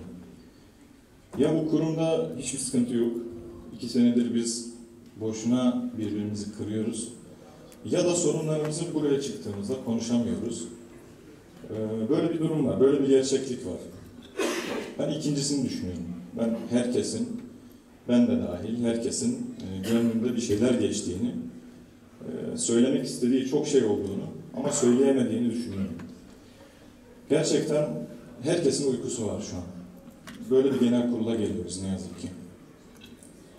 Öncelikle geçen dönem görev alan mevcut yönetim kuruluna teşekkür etmek istiyorum. Başta Ümit Dinçer olmak üzere gerçekten çok güzel ve önemli çalışmalar yaptılar. Depremde olsun, diğer alanlarda olsun gerçekten muazzam katkılar oldu. Ben onları dönem dönem eleştiren ama her gün onları izleyen biri olarak şunu söyleyebilirim. Evet, mevcut yönetimin çok hatası oldu. Ama bir o kadar da belki de 3 katı, 4 katı faydası da oldu, güzel çalışmaları da oldu. Hepimiz insanız, hepimiz hata yapabiliyoruz. Fakat son yıllarda şunu fark ediyorum, artık toleransımız da azaldı. Ve yabancı yok, şunu söylemek isterim, ben gençlik yıllarından beri Ümit Dinçer'i takip ederim. Ve gençlik komisyonundaki bir genç olarak hep şunu derdim, yani sonunda örnek alabileceğim bir başkan gördüm diye görürdüm kendisini. Hepimiz aslında bir önceki seçimde Ümit Dinçer başkan olsun diye emek verdik. Ama el birliğiyle onun sadece bir dönem yapmasını sağladık. 2. dönem devam etmesi için uğraşmadık. Burada ben de öz eleştirimi veriyorum. Ümit Dinçer'i ve ekibini daha iyi bir şekilde desteklememiz gerekiyordu diye düşünüyorum. Onların da öz eleştiri yapması gerektiğini de düşünüyorum. Özellikle DÇB konusunun çözümü farklı olabilirdi. Diyalog süreci daha iyi olabilirdi vesaire. Ki Ümit Dinçer geçenlerde yaptığı bir canlı yayında bu öz eleştiriyi de verdi. Bu anlamda toplumun bir oturup düşünmesi gerekiyor. Ben şunu hayal ederdim hep. Yani şöyle bir başkanımız olsun, ana diline hakim olsun, Kâbze'ye de hakim olsun. Ana vatana gittiğinde siyaseti ana dilimizle tartışabiliyor olsun. Aynı zamanda da mesleki hayatında da başarılı olsun. Aile hayatı da örnek olsun. Öyle de bir başkanımız vardı. Ama maalesef bunu el birliğiyle yıldırdık diyelim. Bu arada bunu şey için söylemiyorum. Yani bir önceki başkanlar da hepsi de aynı değere sahip insanlardı. Fakat geldiğimiz noktada Türkiye'de çok değişiyor. Bir gerçek var. Artık ekonomi diye bir gerçeğimiz var. Ve bu ekonomi özellikle kalifiye insanların derneklerden ve federasyonlardan uzaklaşmasına sebep oluyor. Bununla alakalı bir çözüm önerisi de getirmiyoruz. Ben 2015-2017 yıllarında Kaffet Yönetim Kurulu'nda bulundum. Dönemin başkanı Yaşar Aslankaya'ydı. Bankaya gitmiştik. Kaffet'in hesabında 300 TL vardı. O dönem eminim derneğe gelen gençlerin hesaplarına baksanız çok daha bakiyeleri olacaktı. Kaffet aslında böyle bir kurum. Ve Kaffet'in yönetimine gelen insanlar da her şeylerini vererek geliyorlar. Şimdi bu gerçekleri de göz önünde bulundurduğumuzda bu kurumu nasıl yönettiğimizle alakalı bir muhasebe yapmamız gerekiyor. Başta benim beklentimi söyleyeyim. Mevcut yönetimden belki daha ileriye dönük bir öz eleştiri bekliyorum. Neleri yanlış yaptık, neleri doğru yaptık, bunu bir ortaya koymamız gerekiyor. Yeni gelecek aday olan yönetimin de bunlara dikkate alarak yönetmesini talep ediyorum. Yeni seçilecek olan aday listeyle ilgili de şöyle bir şey söylemek istiyorum. Şimdi bir gerçek var ve biz bu gerçekten bahsetmiyoruz dedim ya, etrafında dolanıyoruz. Geçen yıl Kaffet'in olağan genel kurulu vardı DŞB ile alakalı. 2009'dan beri katılamadığım tek Kaffet genel kurulu. O dönem ben Ankara Çerkez Derneği başkanıydım. Ve ne yazık ki o dönem bizim başkanlar kurulumuz var biliyorsunuz. 53 dernek, 54 dernek. Bir WhatsApp grubunda sürekli konuşuyoruz, tartışıyoruz. Dönem dönem Zoom üzerinden, dönem dönemde yüz yüze toplantılar yapıyoruz. O dönem fark ettik ki alternatif bir başkanlar kurulumuz var. Kendi içinde toplanıyor, 20-22 dernek. Kararlar alıyor, bildiriler yazıyor, imzacı oluyorlar, hazırlayıp ana gruba gönderiyorlar. Bence bu demokratik bir hak. Ama devam edeceksek de onu bilelim. Çünkü şu anki yönetimin bence yaşayacağı en büyük sıkıntılardan biri de bu. Mevcut yönetim, Ünal Uçay'ın aday olduğu yönetim, 34 derneğin desteğiyle, imzasıyla aday olduğunu açıkladı. Ben kesinlikle küçük dernek, büyük dernek ayrımına girmiyorum. Buradaki benim tek bir kriterim var. Katılımcı olan ve katılımcı olmayan dernekler. Şöyle örnek vereyim. Biz Ankara Derneği olarak katılımcı olduğumuzu düşünüyoruz. Kaffet'in tüm çalışmalarına katılıyoruz. 2500 üyemiz var. 2500 üyeyi ben yapmadım. Bu benim marifetim değil. Zaten öyle bir dernek, öyle bir şehirdeyiz. Gönen derneğimiz var. Sonuna kadar katılımcı bir dernek ama çok büyük bir dernek değil. Benim kriterim o. Yani net anlaşılmak adına söylüyorum. Bazı derneklerimiz var. Hiçbir faaliyeti yok. Hiç mücadeleyle ilgili de bir tasavvuru da yok. Olmamasının suçlusu da onlar olmayabilir bu arada. Belki bu Kaffet'in eksikliğidir. Ama benim kanıma dokunuyor artık. Her toplumsal olayda aynı derneklerin imzacı olması. Ne delegelerine soruyorlar, onu da haberini alıyorum. Ne faaliyetleri var.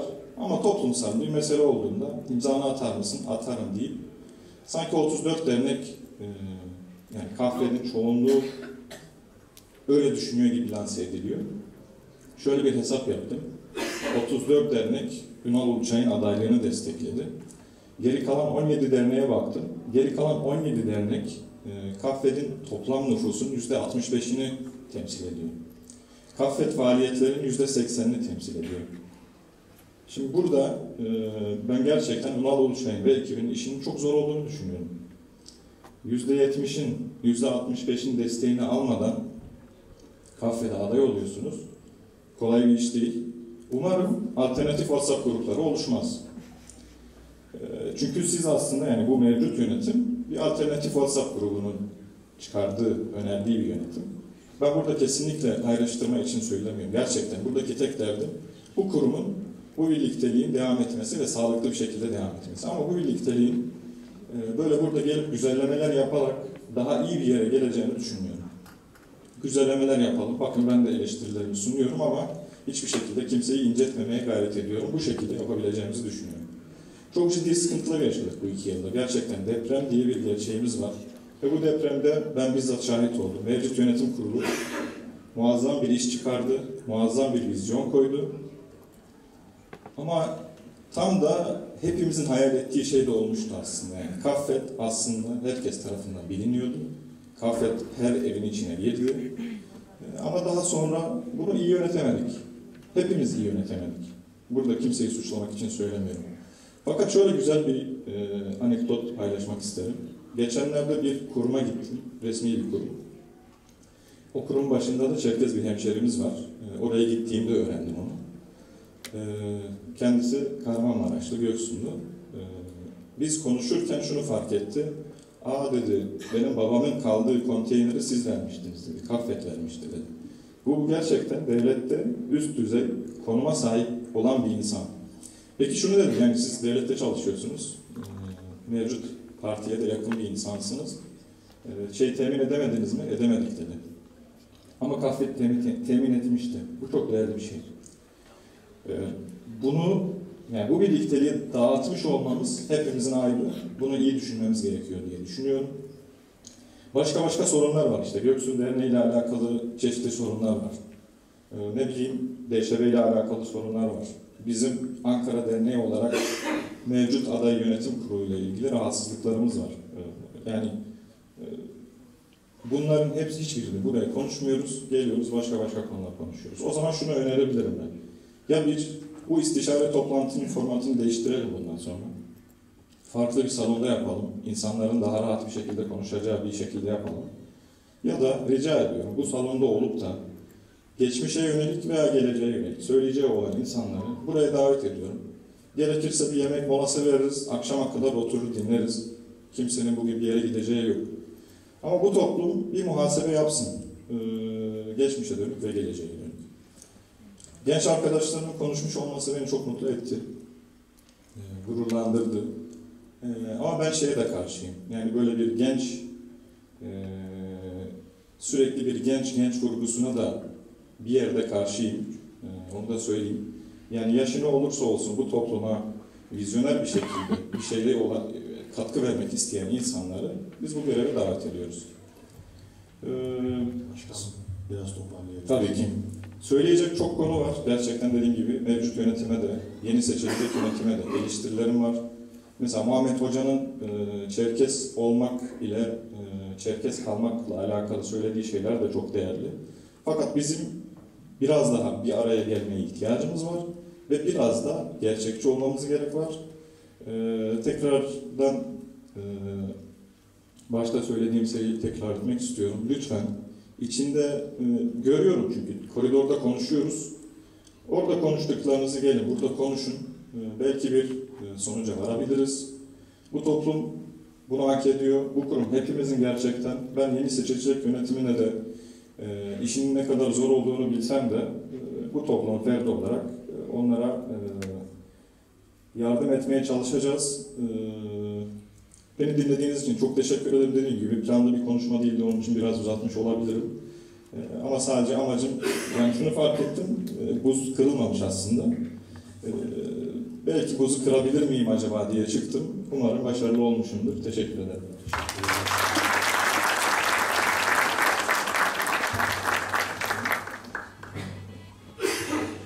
Sevinç Hanım söz istiyor. İkinci olduğu için başka söz isteyen var mı diye soracağım ilk kez çıkanlardan. Bir de 5'te kapatacağız demiştik yavaş yavaş. Kapanışı sizinle yaparız başkanım. Başka el kaldıran göremiyorum. Sevinç Hanım buyurun.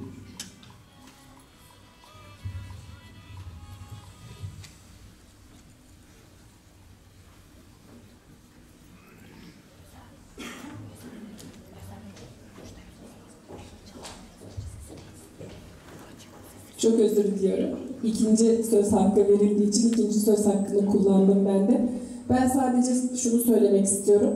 Mevcut yönetim kuruluna destek veren, imza veren derneklerimiz nüfus sayısı olarak az olabilirler. Destek vermiyoruz diğer derneklerde nüfus sayısı olarak çok olabilirler. Sonuçta yarın bir seçim olacak. delegelerin oylarıyla yönetim kurulu seçilecek. Yönetim kurulu seçildikten sonra destek verdik, destek vermedik diye bir hakkımız olduğunu düşünmüyorum. Kafkas Dernekleri Federasyonu da bugüne kadar seçilen yönetimlerin tamamına tamamen hiçbir zaman destek verilmemiştir oylama esnasında. Ama oylama bittikten sonra bütün dernekler destek vermek için elinden geleni yapmışlardır. Teşekkür ediyorum.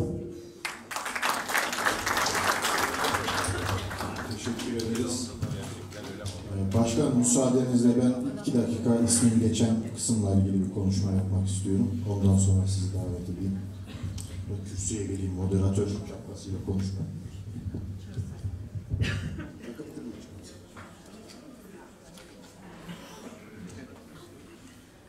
Herkese merhabalar. Ben de kendimi tanıtarak başlayayım.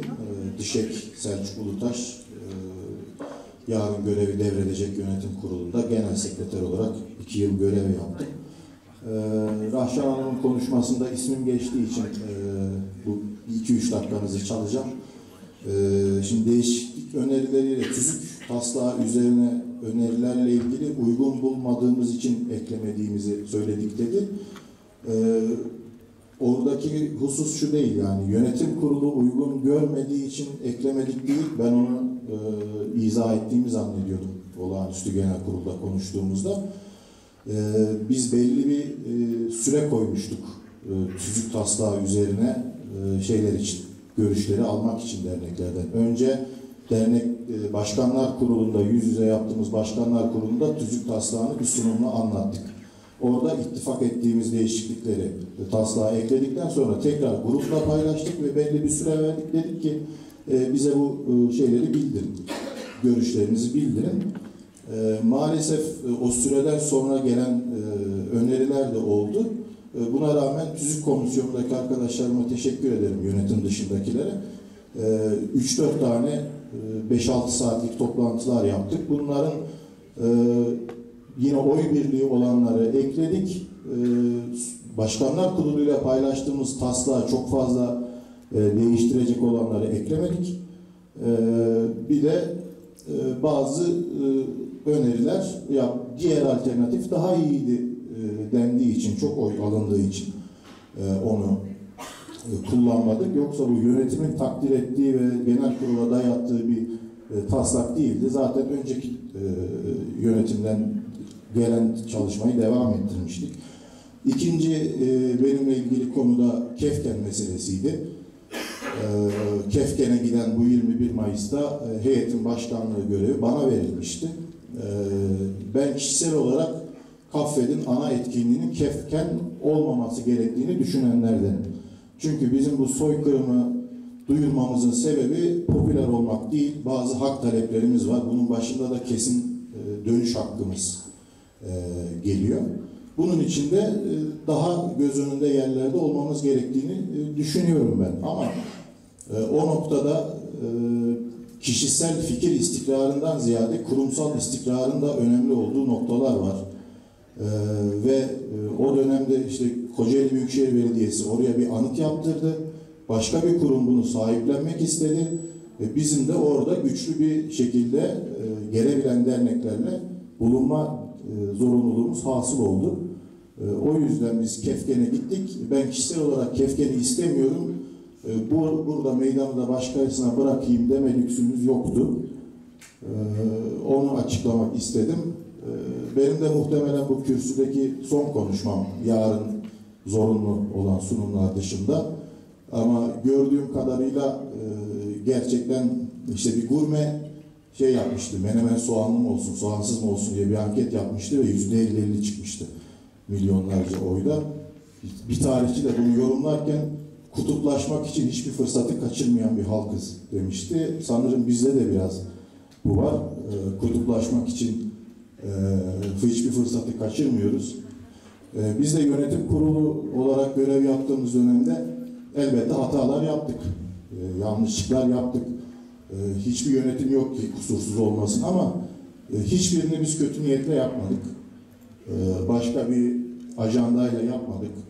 Ama maalesef bazı eleştirilerde bu şekilde yaklaşımlar gördük. Bu da işte son konuşma olmasının sebeplerinden birisidir. Umuyorum bundan sonra Kafet başarılı dönemler geçirir. Yeni yönetime de başarılar diliyorum. Sağ olun. Buyurun başkanım.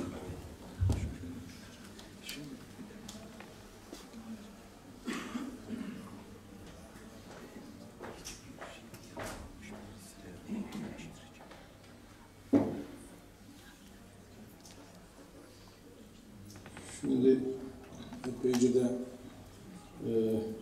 yorucu bir çalışma geçirdik.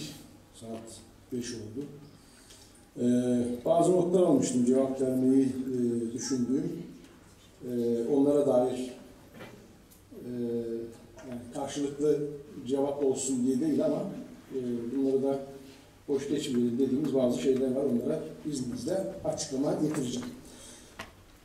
Şimdi bunlar içerisinde Vacit Başkan ayrıldı ama bir kriz komitesi meselesinin de bir açıklama yapma ihtiyacı hissediyor. Vacit Başkan meseleyi biraz daha kendi zaviyesinden aldı. Haklılık şeyleri vardır mutlaka. Kriz komitesi, yani kriz komitesinden bahsimizi iyi açayım. Ukrayna Savaşı'na bağlı olarak Rusya'da ilan edilen mobilizasyon ya da seferberlik yasası çerçevesinde çok fazla sayıda Çerkes, Kuzey Kafkasyalı Rusya'yı terk ederek Gürcistan'a, Türkiye'nin değişik kentlerine ve özellikle İstanbul'a çok fazla insan yığıldı bu dönem. İşte buna ilişkin geliştirilen bir insani kriz beklentisi ve korkusuyla ki mobilizasyonun nereye evrileceğini bilmediğimiz bir dönemde. İnsanlar akın akın geliyorlar. Uçak fiyatları 100.000 liralara dayanmıştı. O zaman 100.000 liralara dayanmıştı. O dönemde kucağımızda neyin doğduğunu bilmediğimiz bir dönemde bir istişari süreç başlattık ve bu istişari süreçte çok fazla insanın İstanbul'a, Antalya'ya, Kayseri'ye, Ankara'ya gelebileceğini, dolayısıyla da bir takım problemli durumların oluşabileceğini, gelen insanların o dönemin konjonktürüne bağlı olarak istismar edilebileceklerini, farklı noktalara sürüklenebileceklerini, belki bir takım fundamentalist yapıların kontrolüne, eline düşebileceğinden korku ve hareketle bir kriz komitesi, Kuzey Kafkasya İnsani Kriz Komitesi oluşturuyor. Bunun gerekçelerinden bir tanesi şu: gelen insanlar aramaya başladılar. Bana ev bulun, bana iş bulun, bana efendime söyleyeyim yol gösterin, danışmanlık yapın, şunu nasıl yapalım, bunu nasıl edelim diye çok fazla insan, onları o dönemleri yaşayanlar hatırlayacaklardır, bizi aramaya, darlamaya başladılar. Şimdi süreç böyle olunca çok kıymetli büyüklerimizin de, ki bu konuda değerli büyüğümüz Atay Ceyşakar ismini anmadan geçemeyeceğim, onların da desteklediği bir grup oluştu.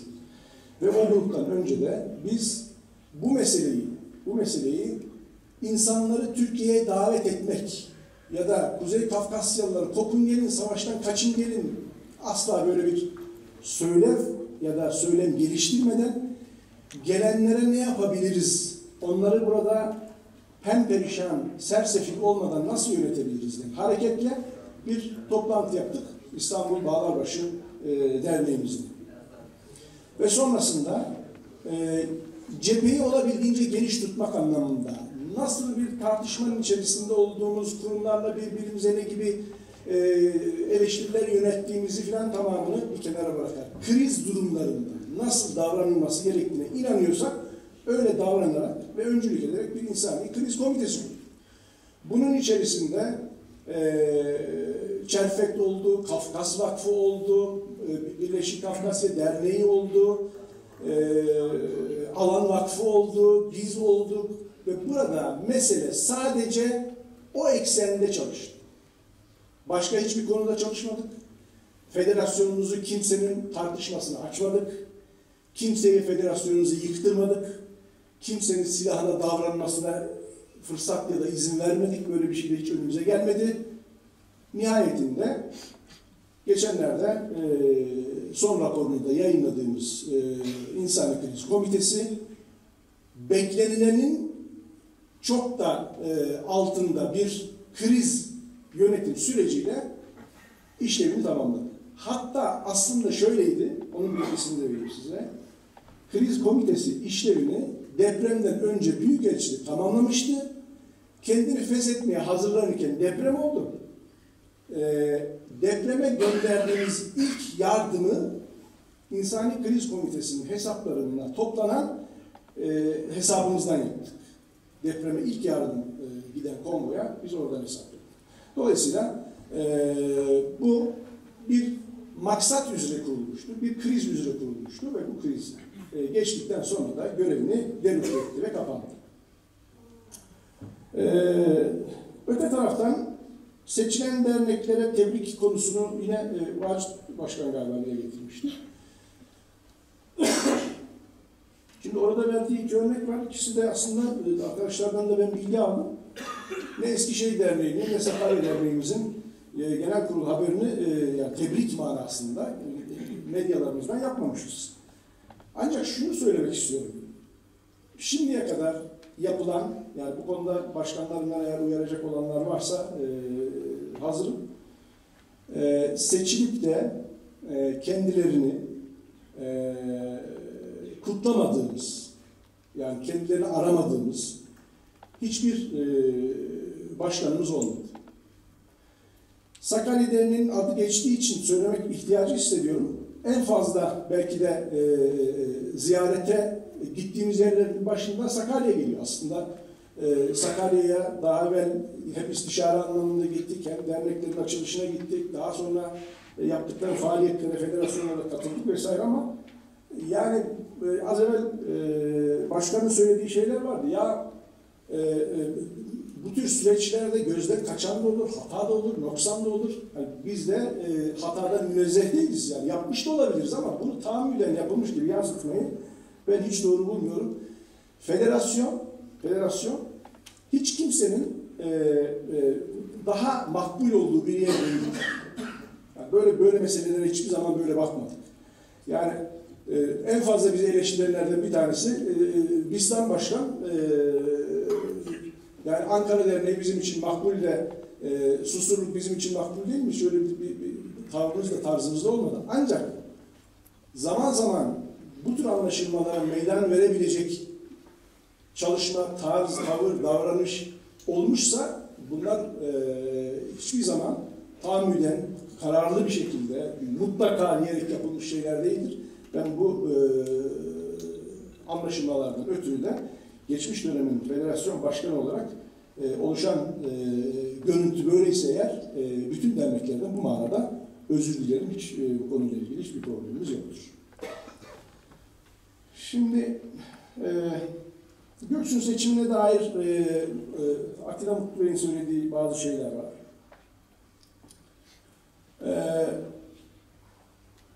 Çok fazla şey söyleyebiliriz ama nihayetinde çizgiyi, çerçeveyi ben şöyle koyuyorum arkadaşlar.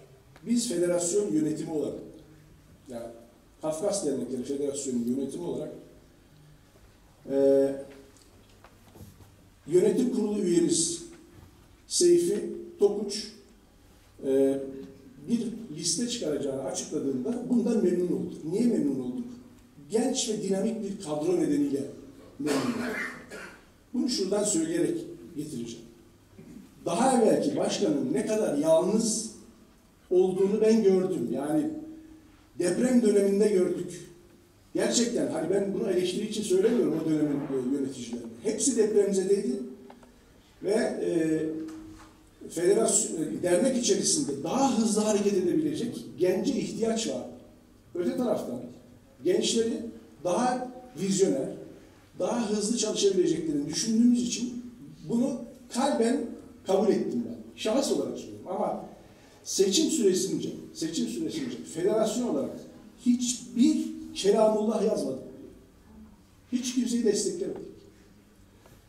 Zaman zaman bireysel destekler, bireysel beğeniler olmuş olabilir mi? Olabilir. Ancak bu mesele çok derinlemelerine girmek istemiyorum ama sanki federasyon Göksu'ndaki seçimi domine ediyor. Orayı almak için bütün hatlarıyla yükleniyormuş algısı yerleşti. Bu aslında yerleştirildi.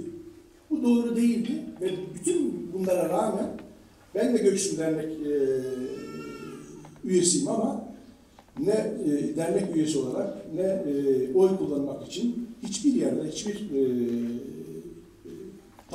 tarzımızı ya da tarafımızı belli edecek hiçbir şeyde bulunmadık. Sonraki gelişen olaylarda bireylerin kendi değerlendirmeleri tıpkı Atilla Mutlu Bey'in söylediği gibi suçun bireyselliği çerçevesinde olacağı gibi görüşlerin bireyselliği çerçevesinde değerlendirilmelidir. Biz federasyon olarak o dönemde tavrımızı kurumsal olarak ne kadar olabileceksek kurumsal olarak koymaktan yana koyduk ve bu konuda da bir eksiklik ya da bir yanlışlık yaptığımız kanısında ya da kanaatinde değiliz. Şimdi 21 Mayıs etkinliğine ilişkin bir iki şey söylendi. Aslında 21 Mayıs etkinliği Rahşan çok üzerinde durdu ama hani bu konu hani bizim kendi inisiyatifimizle sadece alınmış bir durum değildi. Göreve gelirken de bunu böyle yapacağımızı söylemiştik ve göreve geldikten sonra da Başkanlar Kurulu'nda epeyce konuşuldu, tartışıldı ve İstanbul öyle karar aldı.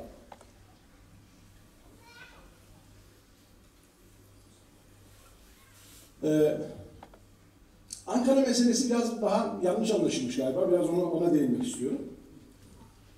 Şimdi 21 Mayıs tarih belli olduğunda, yani seçim tarihi, takvimi daha doğrusu belli olduğunda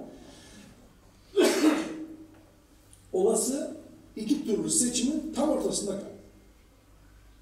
Yani 14 Mayıs'la 28 Mayıs tarihlerinde şeyler yapıldı, seçimler. 21 Mayıs'ta bunun tam ortasında kaldı. Bunun getireceği potansiyel riskleri yine Başkanlar Kurulu'nda değerlendirdik. Buradaki başkan arkadaşlar hatırlayacaklardır. İstanbul'da mı yapalım? İstanbul'da ısrar edelim mi? Ankara'yı düşünelim. Ankara'da da eğer onay verilmezse Kayseri'den mi düşünelim? Bunların hepsi konuşuldu. Çok şey tartışıldı. Ve hal öyleyken şöyle bir şey belli oldu. Çerkes Dernekleri Federasyonu İstanbul için izin alamadı. Öte taraftan biz alanlarla ilgili yaptığımız müracaatların tamamında şu anda seçimin ne olacağı belli değil. Asla size tahsisat yapamayız. Konuları defalarca değerlendirdik, inceledik. Nasıl yapabiliriz, nasıl olabilir filan. En nihayetinde işte Ankara'da Anıt Park konusunda karar kılındı. Bu yapılan değerlendirmeler, alınan kararların tamamı istişare süreçlerle alındı. Kimseye Ankara'yı falan dayatmadık. Kimseye lokallerde yapın bakın demedik. Rahşan'ın eleştirdiği konu Kayseri konusu, benim bildiğim tarafını söyleyeyim. Kayseri yıllardır bir zaten sessiz yürüyüş eylemi yapıyor zaten. Yani Kefken'de olduğunda yaptı. 21 Mayıs'ı biz İstanbul'da yaptığımızda da oldu, Ankara'da yaptığımızda da oldu. Yani orada zaten şeyler var. Öte taraftan yıllardır biz şunu söylüyoruz arkadaşlar. Büyük organizasyonumuzun yanında lokallerde de yapalım. İlçelerimizde de yapalım. Yapabiliyorsak köylerimizde yapalım. Köylerimizde anıtlar teşekkür ettirildi. Bunlar önemli olduğu için biz tek organizasyonu İstanbul'da ya da Ankara'da yapalım gibi bir niyetimiz ya da bir algımız yoktu. Dolayısıyla bu seneki evet bir olağanüstü durumun getirdiği zorluklar ya da zorunluluklar nedeniyle Ankara'da oldu. Benim hala gönlümden geçen bunun giderek, güçlenerek İstanbul'da yapılmaya devam etmesidir. Bundan sonraki kararı federasyonumuz verecektir. Biz de federasyonumuzun vereceği kararlara uyacağız. Az evvel birisi bir şey söylerken aklıma geldi. Şöyle bir hafızamı yokladım. Kendi seçildiğimin haricindeki bütün genel kurullarda muhaliflere oy kullanmışım. Ama dernek başkanlığı yaptım, yönetim kurulu üyeliği yaptım. Bütün dönemlerde de bütün başkanlar buradadır, hatırlayacaklardır. Hepsine destek vermek için gövdemizi taşın altına koyduk. Bu ayrı bir şey. Tabii ki farklı noktalardan bakabiliriz. Tabii ki farklı mecralardan değerlendirebiliriz meseleyi. Son bir kez vurgu yaparak bitireceğim. Bu Kefken meselesinin bu sene gündeme gelmesinin sebebi aslında şu. Süreci uzun uzun anlatmayayım ama daha evvel de biraz açıklamıştık. Tarihini tam olarak hatırlayamayacağım ama sanki Ekim ya da Kasım ayları gibi yönetim kurulu üyemiz Can Katacı dedi ki abi İzmit Üniversitesi'nden bir hoca arıyorsunuz dedi. Nedir? İşte belediye bir heykel yaptırmak üzere bir şey açmış. İhale açmış. İhaleyi açan kurumda üniversiteden destek olarak, yani tarihçi olarak bu hocayı görevlendirmiş. Sizinle görüşmek istiyorum. Neyse görüştük. Akıllarında ne olduğuna baktık. Dediler ki oraya biz hem Çerkesleri hem Abazaları onların sürgününü temsil edecek bir anıt yapmak istiyoruz. Bu yıllardır aslında federasyonumuzun da o bölgeyi sit alanı ilan ettirerek orada bir sürgün anıtı yaptırmak üzere daha evvelki federasyon yöneticileri de hatırlayacaklar. Başvurularımız vardı zaten. Biz bunun üzerinden meseleye yaklaştık ve birkaç görüşme yaptık. Katkılarımızı sunduk. Bazı draft projeler geldi. O projelerle ilgili eleştiriler yaptık. Bu olmuş, bu olmamış. Onları değerlendirdik. Birkaç toplantı İzmit'te yapıldı vesaire. Sonra birdenbire ortalıkta bir şey oldu. Nedir onun adı? İşte İzmit Apaz Derneği'nin bastırdığı bir takım şeyler dolanmaya başladı ortada.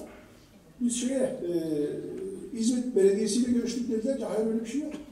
Yani biz burayı ne Apaz Derneği'ne ne size sizin projeniz olarak yapmıyoruz. Biz belediye olarak Çerkes ve Abaza kardeşlerimizin sürgün acılarını burada ete kemiğe büründürmek için böyle bir şey yapıyoruz vesaire. Sonra onların dağıttıkları davetiyeler farklı şekillerde farklı imzalarla dolaşmaya başladı vesaire. Öyle olunca dedik ya bu böyle bir şey yok. Yani burada belediyenin yaptığı bir proje var ve biz de buraya davetliyiz. Gideceğiz orada. Belediyenin yaptığı bu anıtın açılışına katkı koyacağız. Yani Kefken'i biz şimdiye kadar reddetmiştik. Orada anıt yapıldı. O anıtı sahiplenene değil. O anıtın yanlış konumlandırılmasına engel olmaktır aslında.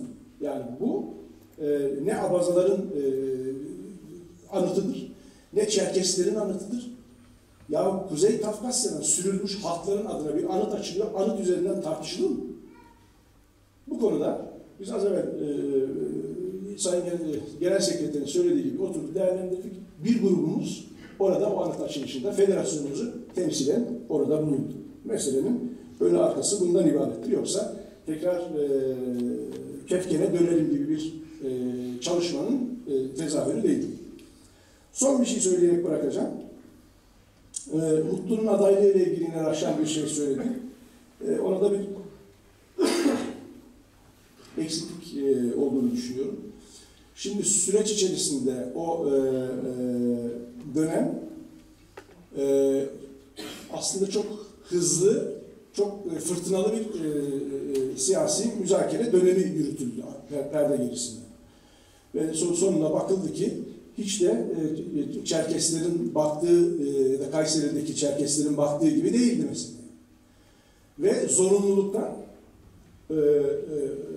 hem biz federasyona danışarak hem de nihayetinde bir siyasi adım atacaksa kendi bireysel kararını ortaya koyarak ve Kayseri'deki bir bir kurulun, bir danışma kurulunun da onayıyla meseleyi bize açtılar. Biz de böyle bir durumda buna bigane kalmayacağımızı söyledik. Sonra genel başkan yardımcılığından ve federasyondaki görevlerinden istifa ederek aday oldu. Burada Çerkeslerin rüzgarını arkasına alarak bireysel bir yatırım yapacak hali yoktu Mutlu'nun.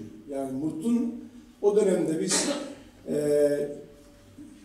bir bağımsız milletvekili olarak seçilmesinin de son derece zor olduğunu biliyor idik. Ama biz bütün bunlara rağmen bunun Kayseri'deki Çerkesleri seçilecek bir yere koymaya akıllarına bile getirmeyen siyasete aslında bir cevap olarak ortaya çıktık. Biz de Mutlu'nun bu konuda arkasında durduk. İyi ki de arkasında durduk. Ben alınan sonuçta kendi açısından olgunlaşmaya meyilli bir başarılı oldu. Yani başarının tek kıstası seçilmek idiyse eğer bu ülkede aday olup da seçilemeyen seçilenlerin 10 katı kadar milletvekili adayı var. Tabii ki siyasette genel temayül başarısızlık üzerine diye okuyabiliriz böyle bakarsak eğer. Mutlu'nun adaylığıyla ilgili mesele danışılarak gerek Kayseri içerisinde gerek federasyon içerisinde bu durumu da başkanlar kurulumuzla paylaşarak yaptık. Benim aldığım notlar kabaca bunlardı. Bir hani karşılıklı polemik olması açısından değil ama karanlıkta kalmaması açısından bunlara yanıt vermek istedim. Sabrınızdan ötürü hepinize çok teşekkür ediyorum. İnşallah yarın verimli bir genel kurul geçireceğimize olan inancımı yenileyerek hepinize saygılar sunuyorum. İyi akşamlar.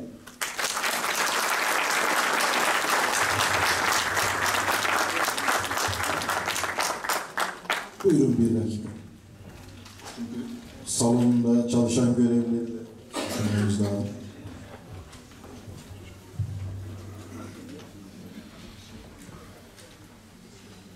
Şüphesiz orta bulur. Nefetize uşak, Faruk abim vampırdı. Tıpzı, tımmış ama, o da iştir kıtıva. Hayfayışça, nefes adı yazıcı, zıpsaşa zapami, zgora kasmansı, güzel rızkısı tehar. Hayfayışça, taşı oksak şey diye aynaktı tebmiş ahanaşoğum.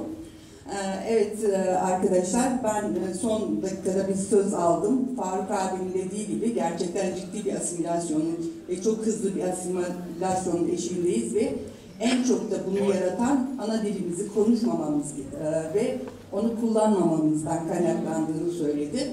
Bugün hakikaten bir kelime bile olsa hiç kimse konuşmadı ve bu Haziru'nun bugün bir cümle de olsa Adiyat'la konuşarak bitirmek istedim. Çok teşekkür ederim. Bu arada Bistan'ın dediği bir konuya da çok katılıyorum. Gerçekten burada gerçekler herkesin gerçeği konuşulmadı, konuşulmuyor. Çünkü herkes hakikaten bir taraftarlık gibi, sanki bir futbol federasyonu gibi bir durum var. Herkes taraftar olduğunu. Bunu bıraktığımız zaman biz bir olacağız. A kişisi yaptığı zaman doğru, B kişisi yaptığı zaman yanlış dediğimiz sürece birlikte olamayız. Hiçbir sonuca da varamayız. Teşekkürler. Çok teşekkür ederiz. Bugün 26 farklı konuşmacı, toplam 29 konuşmayla katkıda bulundu. Herkese çok teşekkür ederiz. Dinleyicilerimize de, konuşmacılarımıza da. Yarın görüşmek üzere. Hiçbir şey